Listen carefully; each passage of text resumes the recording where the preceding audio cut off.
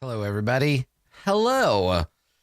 Ooh, exciting weekend coming up. Exciting. So the party split over a great distance in a moment of severe danger, and we had to do some stuff to make up for it. I'm gonna prep, and I'm trying to think of a way to explain this without it being a spoiler. I guess I'll start there.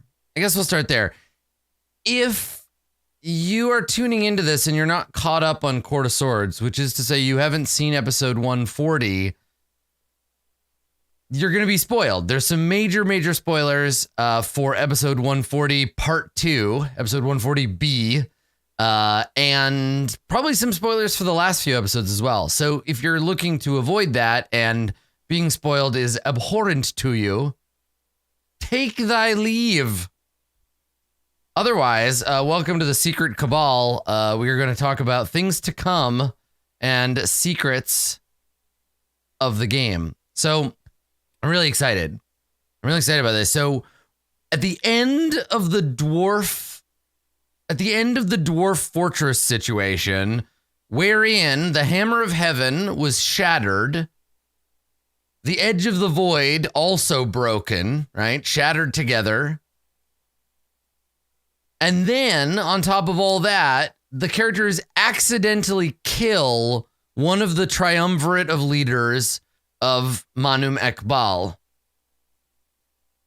When the dwarves find out that this has happened, they send soldiers to apprehend the characters, and instead of sticking around and explaining what happened, Ramus snaps his fingers, and away they go. So Maharib decides, I can't leave, right? Maharib decides, I've got to stick around. There's more for me to do here.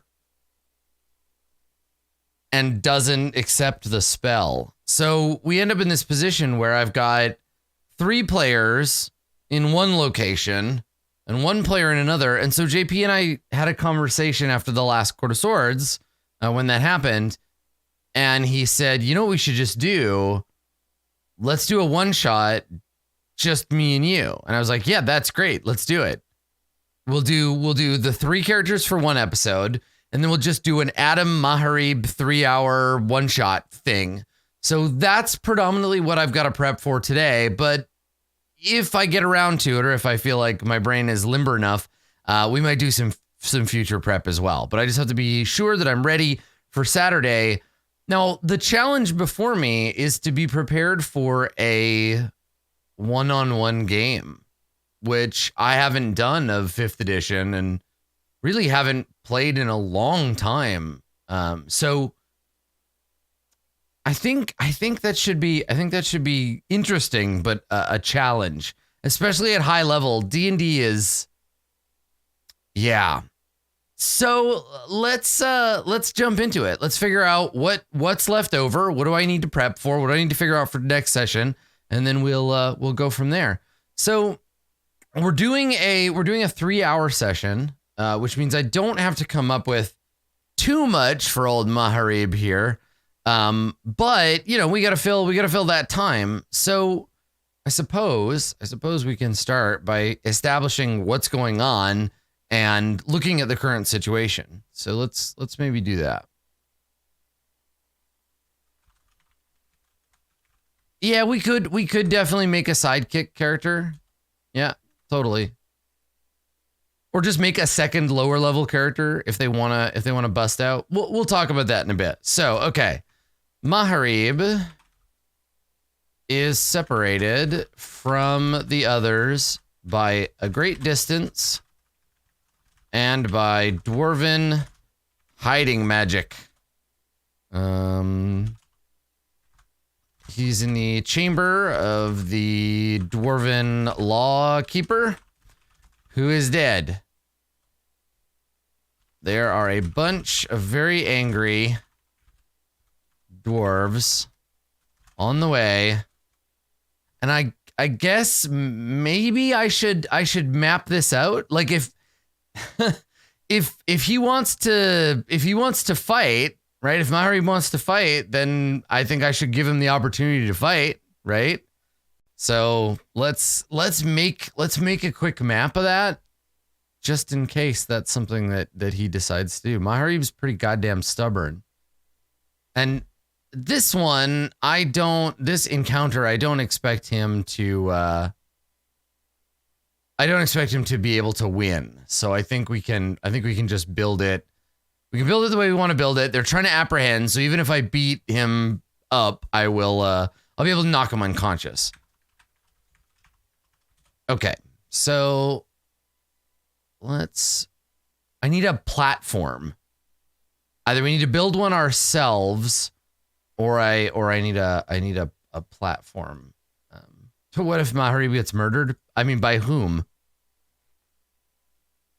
Like, these dwarves aren't gonna try to kill him. They're just gonna try to knock him out. Yeah. Okay. So let's see if there's any like floating platform or. Yeah, and that's the other thing, Alistair. I have to make sure. This is the thing that JP and I talked about. We have to make sure that at some point he's knocked unconscious or like collapses in exhaustion or whatever. It should be easy enough to bring in. I don't know what a BT monologue platform is, but that seems cool. Yeah, I mean, we can always just start right after he wakes up, but I think it'll be more fun to give him the opportunity to. Nah, no, not quite. I think we might have to make something ourselves, which is a bit annoying, but that happens. If Maharib did die somehow, JP would be okay. He's used to making new characters. I'm searching arena. Yeah, like I was hoping for something with like a clear background that I could use as a.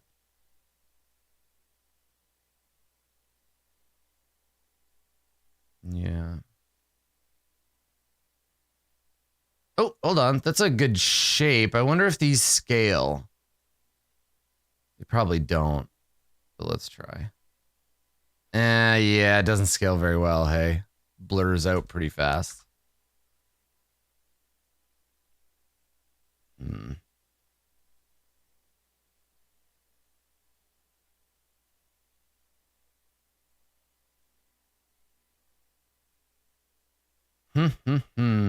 Yeah, see, we got like floating these guys, but I want yeah, something a little more like this, you know? Not with like grading and not so sci-fi, but that's the problem when you try to like come up with something that is unusual. It's really hard to find automated like bits in Roll20 to use them. So let's just build something. Yeah.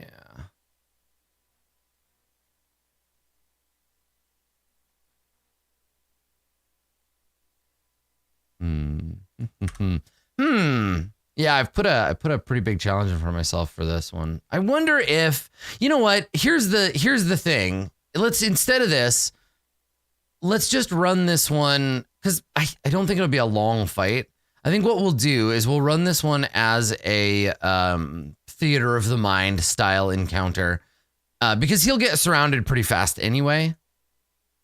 So okay, let's just stat out the actual dwarves here. So Kobold Fight Club, here we go. Okay, so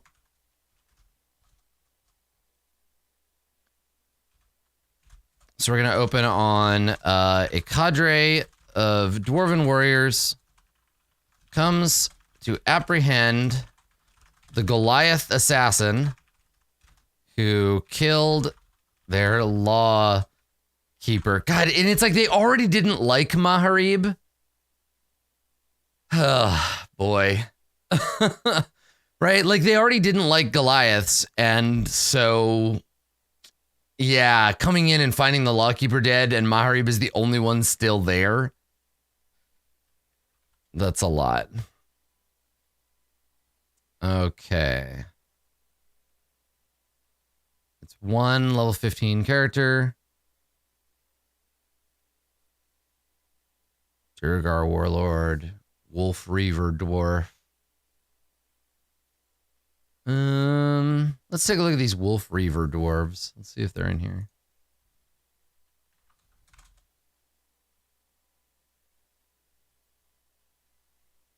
Yeah, here we go. How about these guys? That guy looks pretty cool. Pack Tactics, Battle Axe, Spear, Reckless.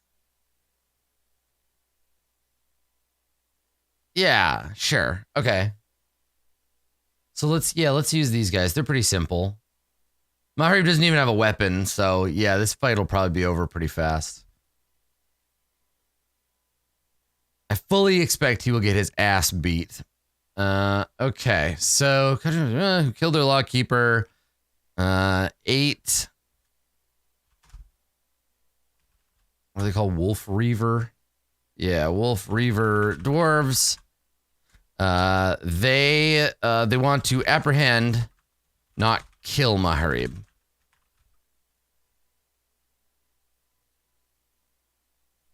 All right. So that's like the easiest thing for me to figure out is just start with Maharib getting his ass kicked. Now, this is where we get into like pretty heavy spoiler territory for the episode itself. So let's talk about the point and kind of some of the things that I want to achieve during the episode. So what we need. All right. Bullet list. There we go. Okay. So, episode goals. So, JP's gonna change Maharib's class. Maharib, now he doesn't have an axe. He's gonna realize that he has been putting too much reliance on weapons. He fought with Bahath, and Bahath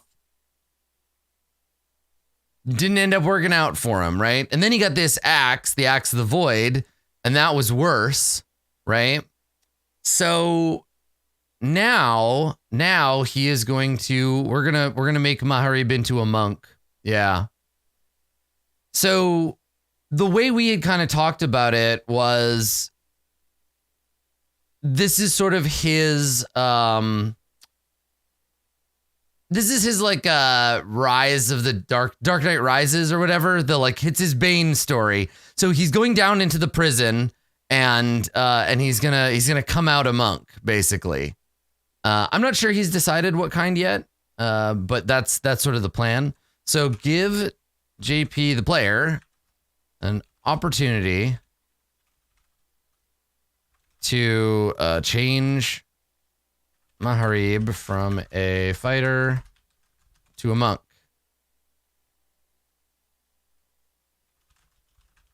Show off some cool Goliath lore. And then get Maharib out of the dwarf prison. That's what I want to do. This is my goal. Will he keep his HP? He will not. No. We're basically redoing.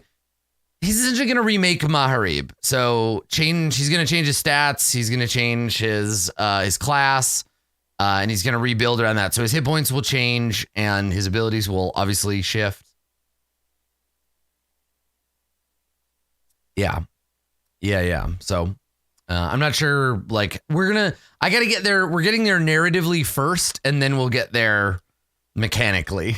But this is the point. So let's talk about NPCs for this episode. So we have, God, these poor kids. We have Adikur. Adikur the brewer, right? We have Erishtum. They're fucked, basically, especially Adikur. She brought them here, right? So these two are in huge trouble. We have what are the other two? I need names and description. Actually, I guess they have titles. It was the law wielder and the lawbringer. Let me check. I'm looking at the wrong notebook. Leave it to Cleaver. Jesus Christ. Yeah, bringer, keeper, and wielder. Okay. Okay. The lawbringer, the law wielder.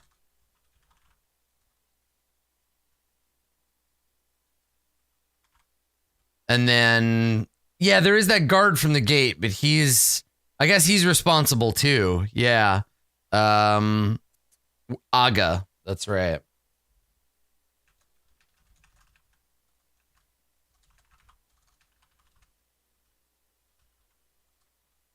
Okay. And then we also have the Goliath prisoner. And I think if you've ever watched a Kung Fu movie, or you know kind of how I structure stuff, you're kind of you're beginning to see what what I'm planning. So I need a name for this Goliath prisoner. I think I had a more general name. Let me check my notes here.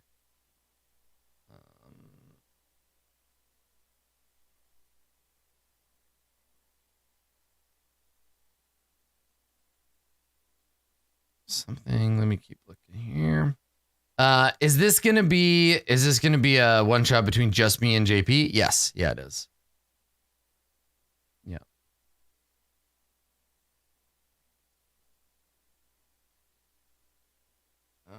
Okay.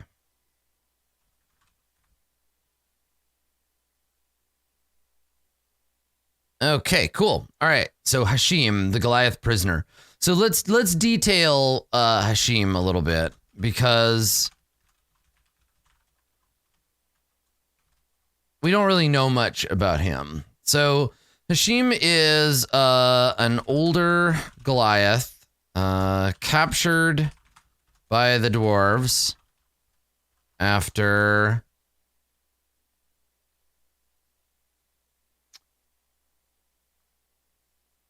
and like this guy obviously he's a monk, right? Like, what was he doing? How did he get captured by the dwarves? What was he doing here? I think I want him to be like a bit of a bad guy, like in the sense that he deserves to be in jail. And maybe his people don't know. Yeah, old man in the cell, right? Yeah. Captured by the dwarves after some kind of like I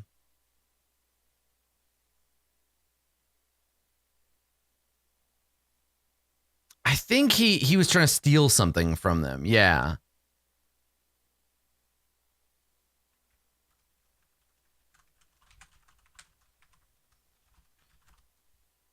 He and some other adventurers snuck into Manamek Ball to steal. What did they steal? Some cool that they have that the Goliaths would want. Some kind of like earth elemental, an artifact sacred to like an earth god. I think I wrote one down too. Let's see. Zaman Ral, that's his name. Yes.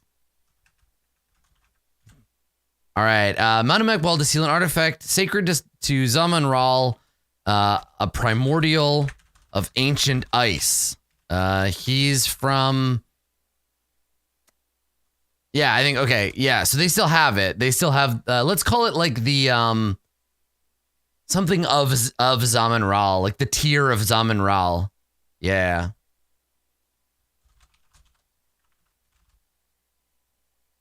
An artifact sacred to a primordial of ancient ice who Hashim's tribe worships. Yeah, okay. So yeah, he came in with some other adventurers. His allies betrayed him. Oh, this should be fun. His allies betrayed him to the dwarves and left him here to rot. How long ago should he have been here?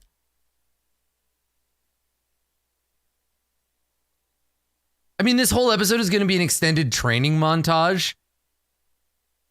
50 years. Oh, I love it. I like that it's a really, really long time. Yeah, so he's like, I used to be like you, strong, fast. I've lost my body's strength, but I'm still strong up here. Let me teach you. Yeah. Cool. That was 50 years ago I came here. Yeah, okay, cool. And so he wants to either escape or, more likely, finally die after passing on his knowledge. Yeah, it seems good because it's pre-Necro King. Yeah, and I mean we're really going back. We're really going back to the Oh, that's great, Darug. That's good. Let's make it the Veil of Zaman-Ral. An artifact sacred to the primordial device. So the veil itself is what is protecting the fortress. Yeah. The veil is the shield of secrecy that protects Manu Mekbal from detection. Ooh, that's good. He wants to either escape or finally die after passing on his sick kung fu knowledge. Yeah. Awesome. Okay. It'd be cool to fuck over the dwarves in the process. Okay. So the framework here obviously is going to be, let's see, one-shot premise. Here's my thought. This is what I want to do, right? So it's an extended training and lore sequence that changes Maharib from a Goliath warrior into a weapon of peace and power, right? We want to move him, turn him into a monk. And then also convey to both Maharib and to the audience a handful of important truths, capital T, about the setting and about giants. Right? Can Maharib die though if rolled bad? I mean, he can, yeah. Yeah, definitely. Did I mention why he wanted to change classes? No. So the reason why he wanted to change classes is because Maharib is in a position where he wants to change. He wants change for Maharib. So yeah. So this Goliath, Hashim knows things about the giants, right? He knows things about them that he can share. Again, he wants to share his knowledge with Maharib. Basically, he wants an apprentice before he dies. He wants to be like, take this knowledge with you. Go, my son. Now I may finally die. Blech. Right? Like, yeah, we're leaning into a lot of Kung Fu tropes with this, and I'm actually pretty excited about it. There's definitely going to be a montage of Maharib punching a wall, right? Hardening his fists, right? Because the point is here is that Hashim proves the dwarves take forever to do anything. Right? So it'll be like, you have to be, there we go. You are trapped here forever, potentially. Entombed in stone, sentenced to the living tomb. And now it's going to be like, I'm going to teach you. I'm going to teach you my Kung Fu. I think so. Here's the thing, right? So let me continue. So convey to Maharib and the audience a handful of important truths. The tension in the episode comes from sentencing, comes from a trial, which the dwarves will enact at a certain time in the future as punishment. So basically what's gonna happen is it's gonna be a trial by combat. It'll be like the stranger is accused of killing the lawbringer, and by dwarven law they must fight the beast or whatever. They get thrown into a pit, and Maharib has to survive, right? Thrown unarmed into a pit. So to survive, he must become the weapon that he no longer has, right? It's a metaphor for his like recognizing his own worth and and seizing control of his destiny and all that shit. So yeah, the idea is that at a certain time in the future as punishment, the dwarves sentence Maharib to the trials of blood, a combat trial in which he must defeat some sacred monster to prove his innocence. The thing I wonder about. That's right. Adikur and the other treacherous dwarves are tied up in there with him. Yeah, exactly. Adikur and Erishtum and Aga are all similarly sentenced and are in the arena tied to, tied to pillars so they can't escape. So yeah, we'll lead up to this big confrontation. We'll lead up to the trial wherein Maharib will have to become a weapon to save these dwarves and to be given his freedom. Yeah. So I guess that's what I need to do is let's build that encounter. And then I also want to do a little bit of like overarching kind of campaign prep, like what the hell is going on right now. Okay. So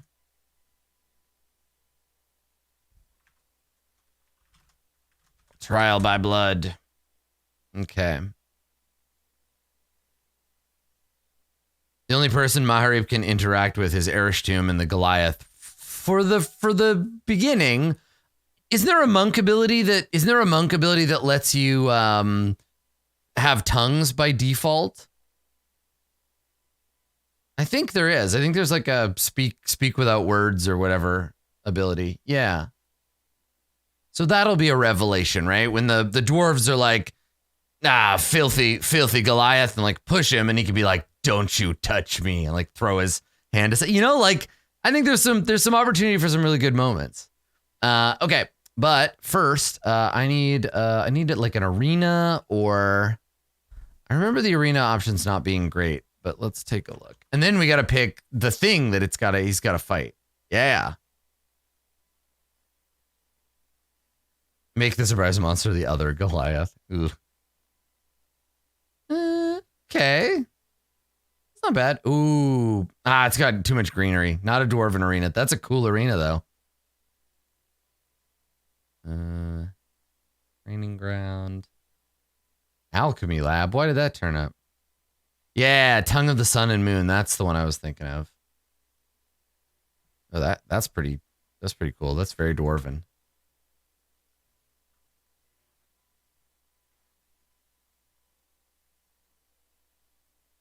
Wow, hell yeah. That's cool. Okay. Let's extend. Let's change the dimensions of this. Let's make this. Isn't that the arena from Dragon Ball Z? I mean, it might well be.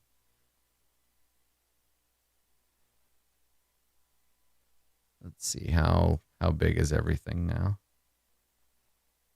Oh, it's still really small. This map is enormous. Okay.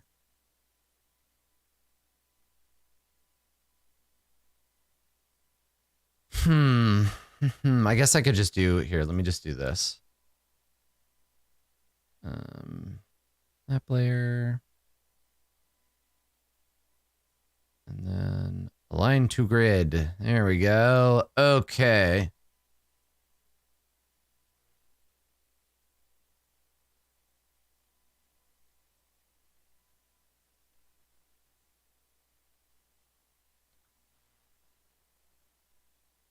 There. I think I got it. Yeah. Okay. Well, we can't.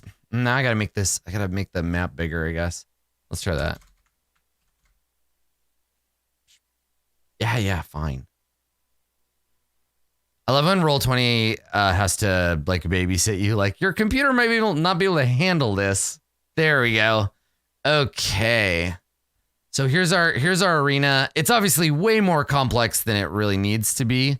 I need to just adjust the squares slightly. Oh god, they're gonna be slightly off, aren't they? It's all right. Okay. So there's our arena. And what do we want to get Maharib to fight here? Right? Like what's a good like 1v1 kind of creature? God, and this is where the game has a rough time with things. So let me grab Adikur first. Golem's pretty good, yeah. Though we've had a big fight with a Golem recently. I'll check Kobold Fight Club in just a second. So,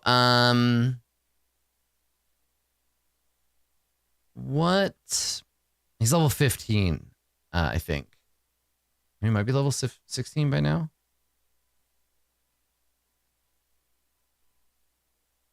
Level 15, yeah. Oh, did he not update his level in the character sheet? Maharib.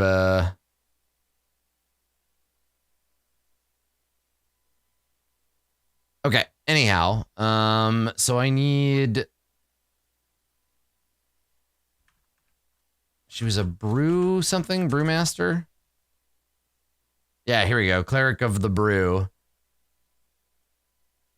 So there's our Adikur token. And then I need another dwarf. I mean, they're not gonna fight. They're at 0 hit points or whatever. They're unconscious. That little sleepy one. Where is it? Okay, there we go.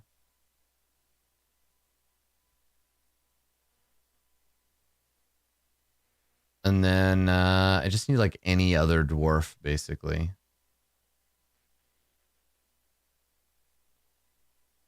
For Erish Tomb.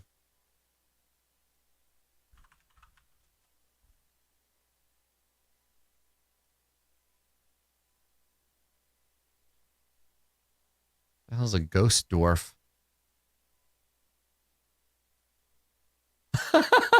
What the hell?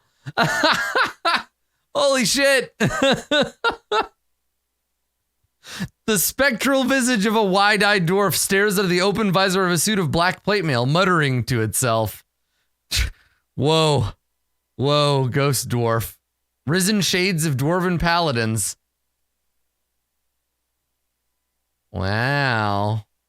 Cool. I wonder what CR ghost dwarf is. Let me look again.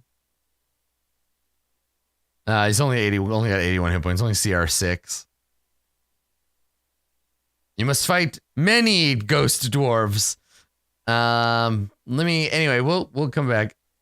We'll come back to this. I just needed another dwarf. I guess I could just look up tokens. Yeah, let's do that. Here, I don't even need stats for them. Let's go portraits. Have you seen the new token markers, the token indicators? They're so cute. I'm using the Yuikami ones right now. They're my favorite set. I'll show them to you in a sec. I really, really like them. Oh my god, him fighting a captive giant would be awesome. That'd be a nice kind of ironic, like, yeah, like they've stolen or they've captured a giant, like a proper giant, and they make them fight. Is there anything good in Arknight? That's a good question. I'm gonna go look.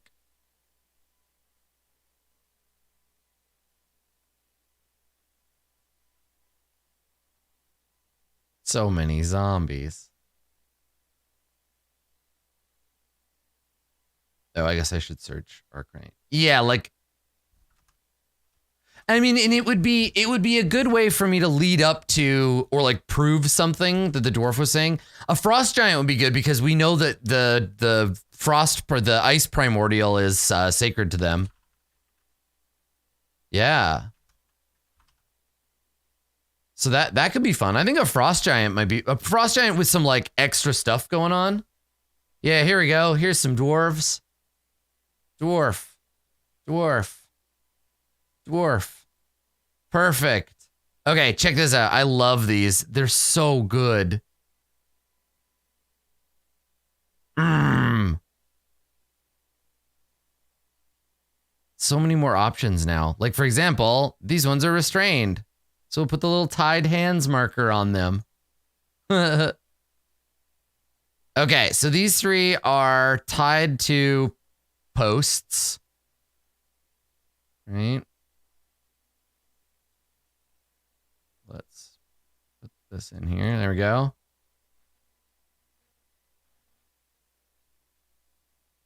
Yeah, I think I do really think I want to go with Frost Giant. Yeah. Okay, so I need some like pillars. I have some plans for Southern Wind. Yeah. He's out doing his thing. A Frost Giant and a Narzagon. Yeah. I mean, we'll see. I gotta look. But okay, so let's finish this map. And then we'll start doing the fun stuff. There might be some like visual effects and stuff I can use. Yeah, Frost Giant and a giant wolf or something like a warg or a winter wolf. Yeah. Okay. I guess I'm getting distracted thinking about wargs. All right. Pillar.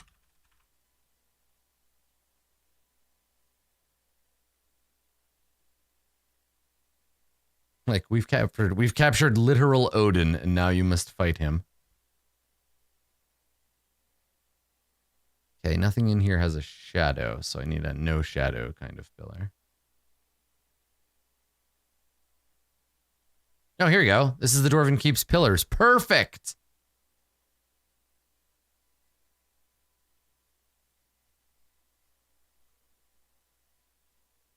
One there, and one there, and oh god, I'm gonna have to set these. 1, 2, 3.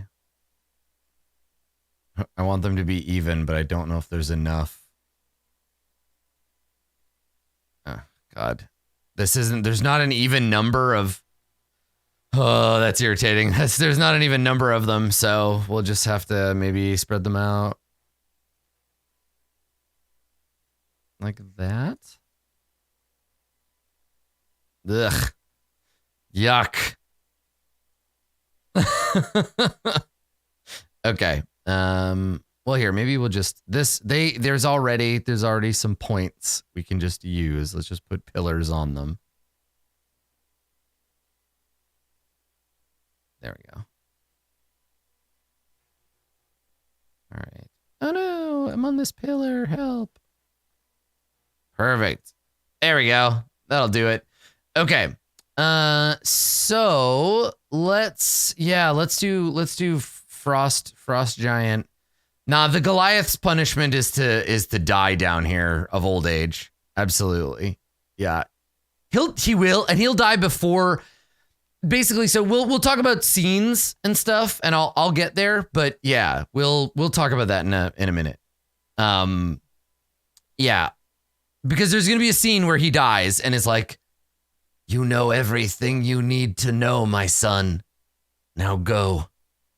Earn your freedom. Right? Okay, so let's see. Frost monsters. Yeah, 5 hours of teaching, you're a monk. We're gonna go full kung fu movie and just be like, it's a montage, baby. You're good. You're gonna be fine. We're just gonna learn it. Okay. A Frost Giant everlasting one is deadly. So we could use one of those, but a regular Frost Giant is only hard. We could also do Frost Giant. And then I think a Frost Giant and a Winter Wolf is deadly, but that Winter Wolf will get his ass kicked so fast. Fucking CR3. Let's see what an everlasting Frost Giant looks like. Well, he has ridiculous HP, but not after he changes class. Oh my god, this thing is amazing. How difficult is this to fight? Frost Giant, Everlasting one. It's pretty far over the line. We could bring her down. We could give her like confusion or something like that.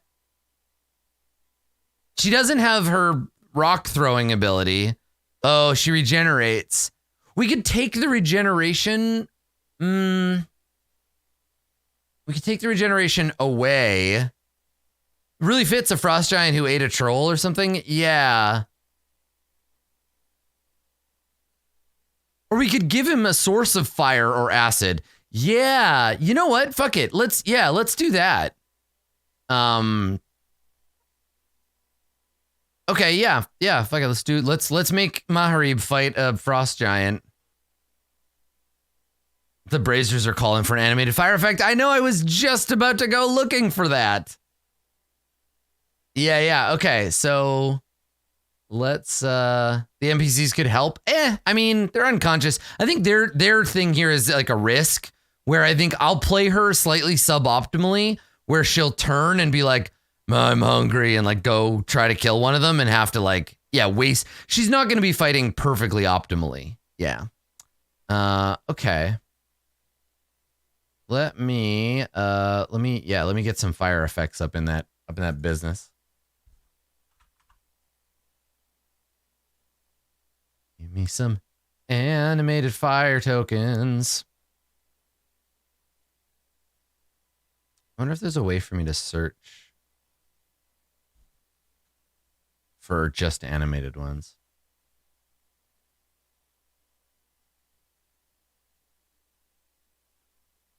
Don't think I can filter based on that, but let's go find some.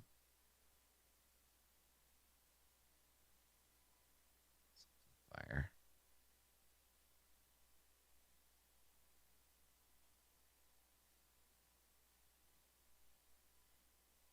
I'm wondering if he's already deciding or has to do that before next week. Yeah, I mean, I guess we'll need to have and let me remember here. And I'll actually just remind JP. Because he'll have to have an alternate version of Maharib.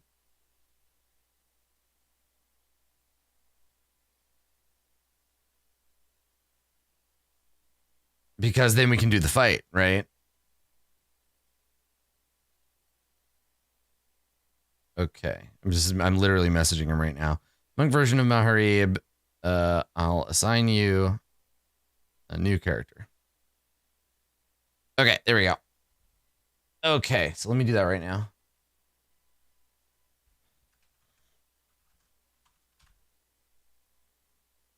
Boop. There we go. So now JP can just come and make the character whenever he is ready. Okay. Where were we? We were looking for fires. I was looking for animated fire tokens.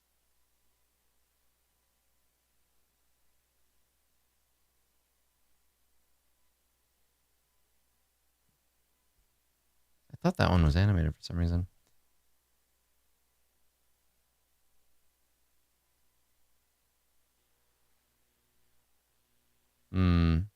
Yeah, see? Continual flame. Oh yeah, there we go. Hey, look at that one. Look at it. That's so cool. Little dancing lights. I love it. The animated token effects are so cool. Yeah. Look at that. We got fire. Awesome. Okay.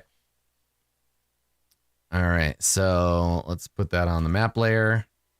Oh, that looks great.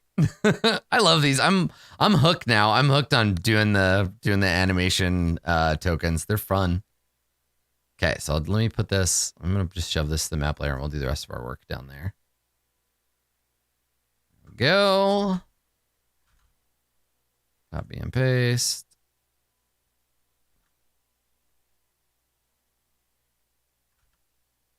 So obviously, like, we'll make a mechanism for these where it's like you can shove your fists into the fire, and your fists will like burn for a round, and then you deal fire damage when you punch. I don't know. Maybe he's just gonna go path of the elements monk and just get fire like a shit ton of fire anyway. But yeah. And then I also want some fog. I want like let me see if I can find a.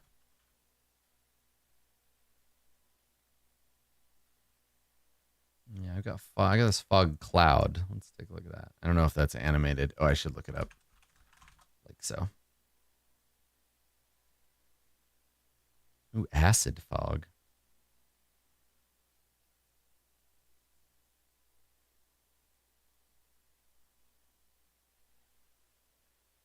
She's just covered in a layer of fog all the time. It's kind of a cool effect, but let's see. Oh, that's fun. These are cool. I'd like to be able to control their opacity a little bit more, but it's really neat that there's animated spell effects now. Yeah.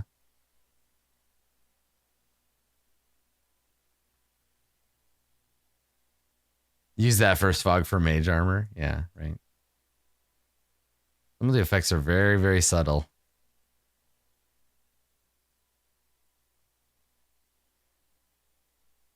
They're really cool, though. I don't know. There's something about having that extra little bit of motion that feels like, I don't know. It's a corny trick, but I like it. Yeah, there's so many. Rainstorm. Yeah. Okay, so what I need is...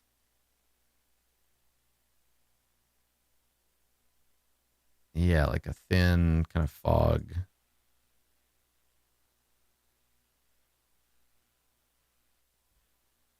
Put that on the map. The problem is I want it to be animated. Let me get a... it's got to be both animated, but also thin enough that, you know, that you can like see it. Dust 30 by 30A is a great one. Very slightly moving fog. I also want it to not be square shaped. I want it to be generally sort of like round. Yeah. Well, that might do.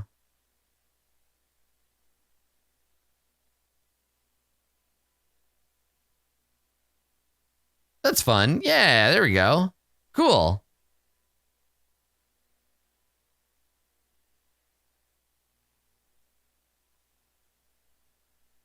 No, see, that's, I want to be able to, and that might be something that eventually we'll be able to do, but yeah, changing the opacity of the layer. Yeah, that's a thing I definitely want to be able to do. But yeah, cool. Okay. All right. So I think they'll bring Maharib. Ooh. Just break the screen. Hold on. Yeah, they'll bring Maharib in, like, over here. And then I need some more, if he tries to escape, I need some more frost, where are they? The dwarves that I was using from the other one. Let's have a bunch of those around.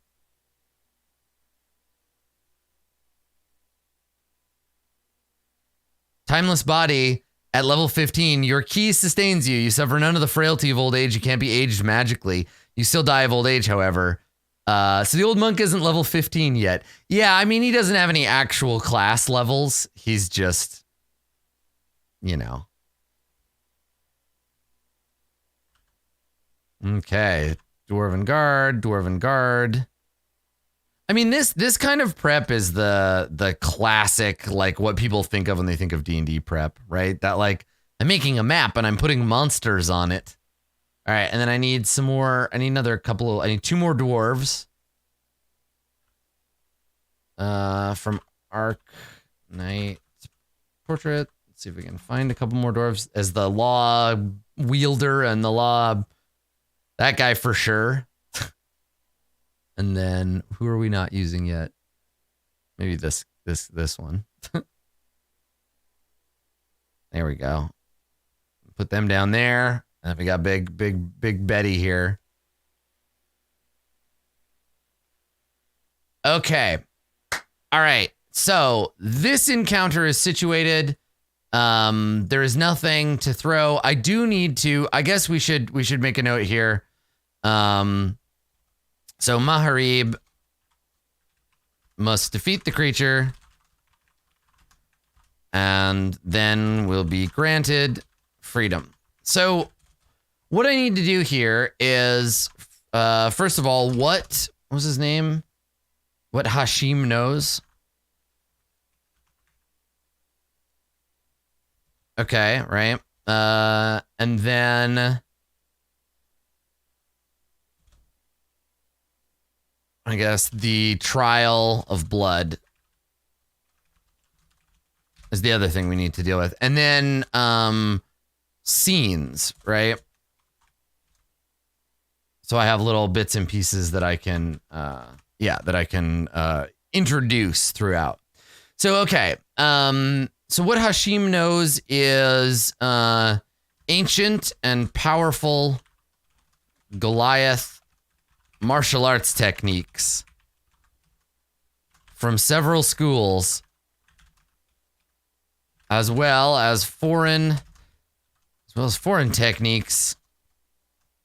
He knows that he is bound by a dwarven curse to never raise his fists in violence again.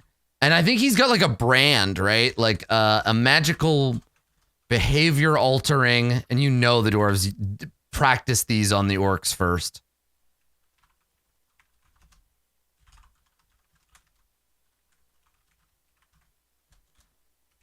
But they never said I couldn't teach, right? And then he wants to teach Maharib.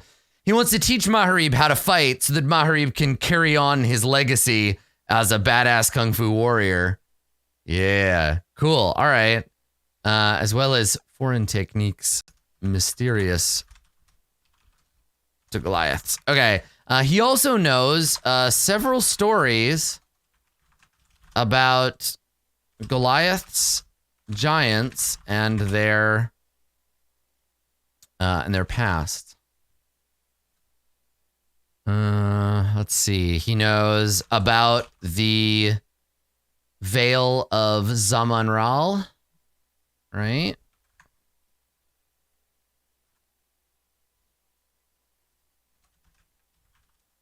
And what it can do in case the players want to come back and steal it, right?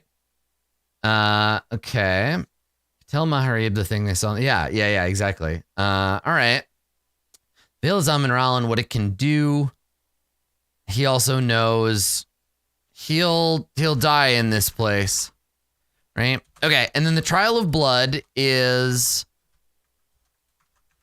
a fight to the death trial between the accused and a avatar of justice, a chosen creature designated to fight against the accused. In our case, it's a frost giant. And they're called everlasting ones? Yeah, frost giant, everlasting one. In the encounter are the giant, Maharib, and 3 helpless, unconscious dwarves.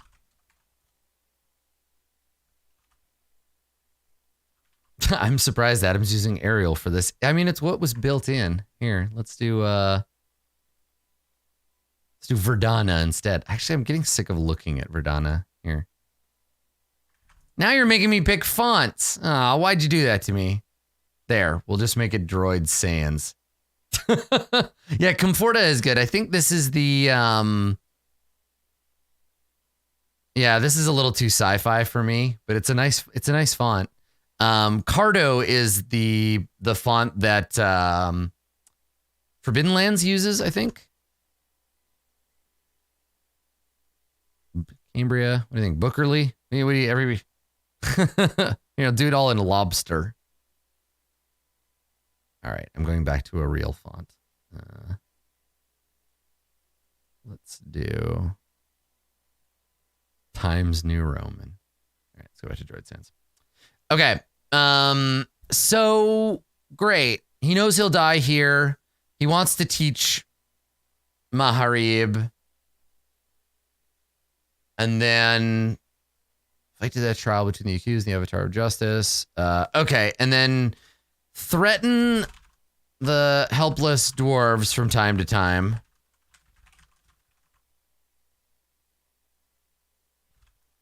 Okay, and then also,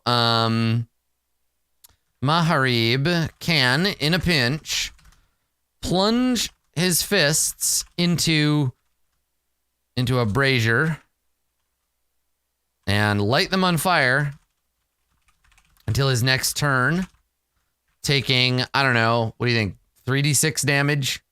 You throw your hands in the fire and you're like, taking 3d6 damage when you do it, and then you can punch and do fire damage. I think something like that, or like 3d6 save for half or 46 or something. Yeah, I don't want it to be a lot, but I want it to be like significant, right? 3d6 fire damage, constitution save, DC 15 for half.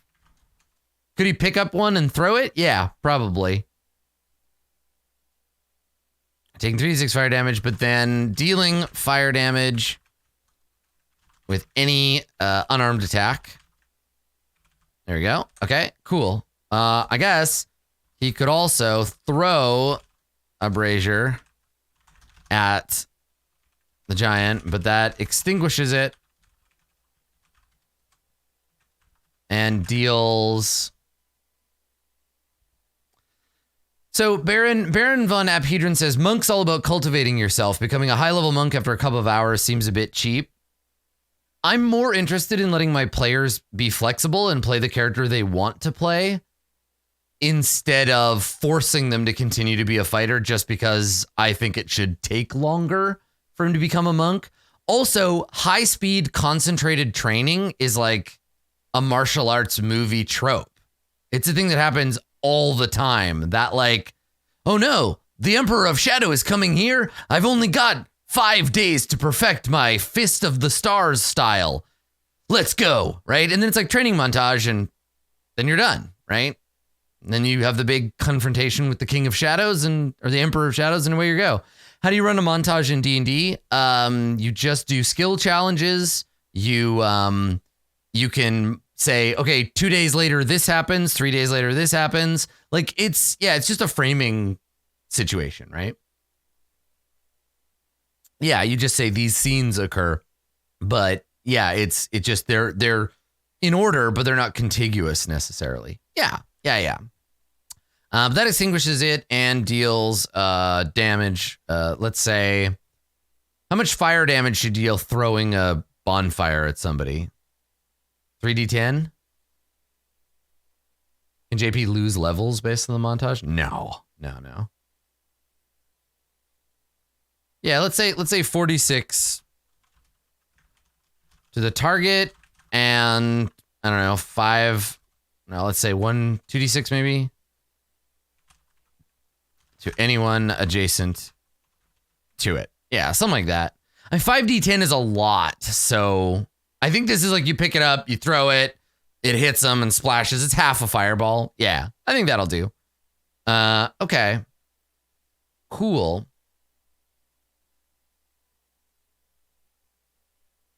Yeah, like scatters coals on the ground and stuff. Yeah.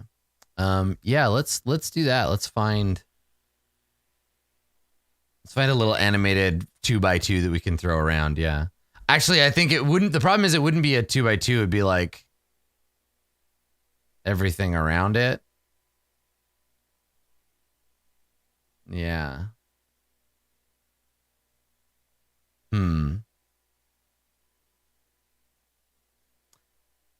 I do want the environment to change, though. Yeah, maybe a cone, like you throw it at them and then there's like a square behind them. Like it hits them and then it lands. And I guess I could roll a random direction. Yeah, let's do that. It leaves a burning area 10 by 10 in a random location adjacent to the target. Yeah, so I'll roll and then I can go like, roll a d12 and just figure out where it lands. based on the clock face. Yeah, okay. All right, so let me find, maybe there's like a burning coals or embers. Probably not, but we can try. Yeah, right, a lot of pits. Not a lot of like scattered coals. Oh, here we go. Okay. I'd love it. I'd love it if we had, I'm going to look up embers again.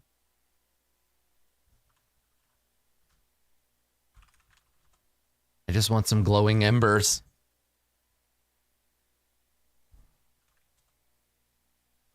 Yeah, like magma or something. Oops, there we go. Lava, animated lava maybe. Oh, here we go. Oh, those are kind of cool. Yeah.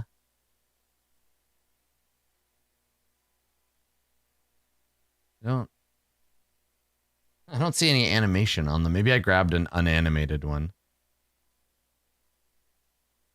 Oh yeah, there we go. Ah, that's so good. Cool.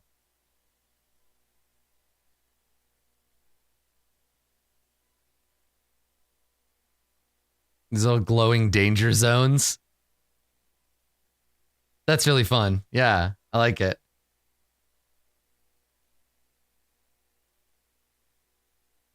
Yeah, exactly. And if you step in them, they deal you fire damage. Yeah. I think the idea is you put your hands into the thing and you grab coals, like burning embers, and you use those to punch people. Yeah. Okay. All right. So let's just, I'll put this on the GM layer and I can grab it later. Awesome. Okay. That area, these areas are deal 1d6 damage to anyone entering them. 1d6 fire damage to anyone entering them. And are difficult terrain. Yeah. Okay, there you go. Perfect. Ugh. Isn't that many animated tokens likely to tank frame rate? Nah. No. I mean, if... Yeah, there's only a few. And we're not using the really heavy lifters like... There's no light effects in here, right? I'm not using Fog of War or any of that stuff, so that'll be a little less intense. Cool. Okay. So that's the big mechanical thing. I guess we also want to figure out like Maharib's training. So there's like tasks we need to set before him. I kind of want to flowchart it.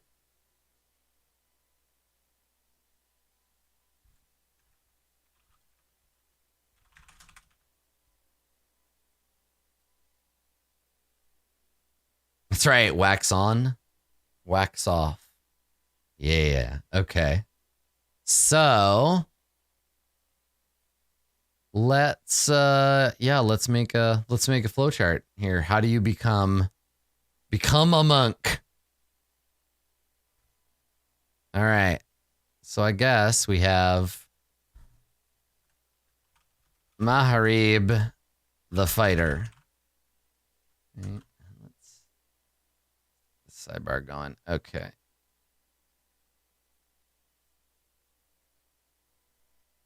Shave head, drink booze. He's not going to be that kind of monk, I don't think. All right, Maharib the fighter, and then Maharib the monk.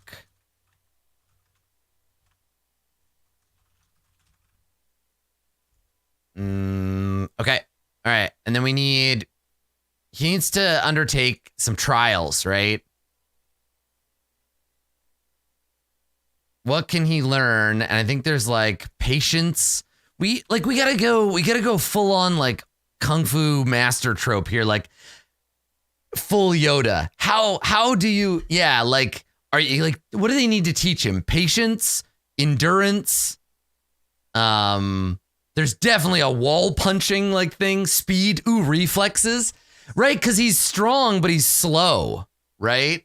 Yeah, wisdom. I guess there's like the test of endurance, the test of speed, right? Oh, this is so corny. I love it. And then okay, and then the test of speed, the test of endurance. And like basically I want to make Maharib mad, right? I'm gonna he's gonna pick on him at first and be like, no, again, right? Like you're a failure, right? Hits him and like shit like that. Yeah. Something like that. Yeah, test of patience. Something like that. Yeah, something like that. And then the final test is